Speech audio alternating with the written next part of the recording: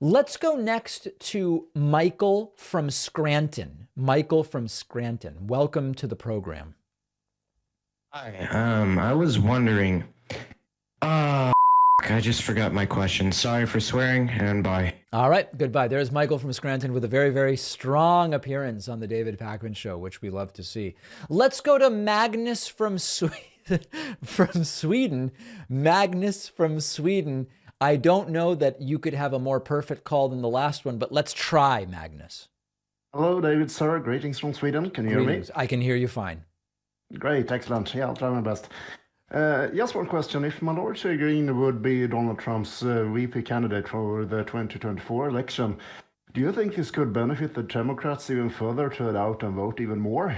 Sorry, what was the first thing? If what? If Marjorie Taylor Greene would be Donald Trump's VP candidate for Marjorie. the 2024... Yeah. Would it benefit Democrats? Exactly. My opinion might be different in 2024. Right now, I believe Marjorie Taylor Greene as Trump's running mate would further make obvious that the entire MAGA movement is overtly a joke. Like, it's always been a joke, but it's now overtly a joke. Trump doesn't leave his house. He gives weird interviews and records these strange videos and whatever. Now, what could change my opinion is that Marjorie Taylor Greene is now distancing herself from the crazy MAGAs and trying to align with the slightly less crazy MAGAs. She's denouncing Lauren Boebert and she wants to be alongside Kevin McCarthy. So if Marjorie Taylor Greene successfully aligns herself with the slightly less crazy part of the Republican Party, maybe her being Trump's VP would be helpful to him. But if it were today, I think Greene hurts Trump as a running mate. Yeah, I just think it would be a rather terrifying thought if Marjorie Taylor Greene would be vice president and even worse, president of the United States if anything would happen to Trump. If Trump is president at age 78 and Marjorie Taylor Greene is the VP, that's a very scary situation. I agree with you. Oh. Also, as a curiosity, I know you've been to Denmark many times, but have you ever been to Sweden? I've been to Denmark only once. I have never been to Sweden. I was destined to go to Sweden at the start of the pandemic, and then we all know what happened. And now it is very, very high on my list. I would love to get to Sweden.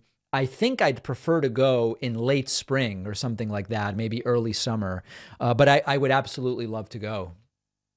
You're welcome to visit us anytime. Do you guys have that? What are the dishes that Sweden is most known for? It would probably be the traditional Swedish meatballs and mashed potatoes and the lingo jam, of course. Right. And is it better in Sweden than at IKEA? Well, I think it would be rather authentic. The Okay, IKEAs good. are perfectly fine. I've tasted them in other countries, and yeah, they are just about like the Swedish ones. So they are very good. perfectly fine. I Sure. look forward to trying that. No, I will absolutely announce when I will be entering Sweden. Awesome. All right, Magnus, thank you for the call. Cheers. All right, there is a very, very strong phone call. Let's go to Scipio from California, a very devoted website member at davidpakman.com.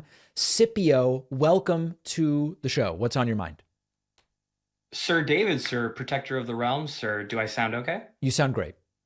Okay, awesome. So I have a politics and a food question for you. Okay.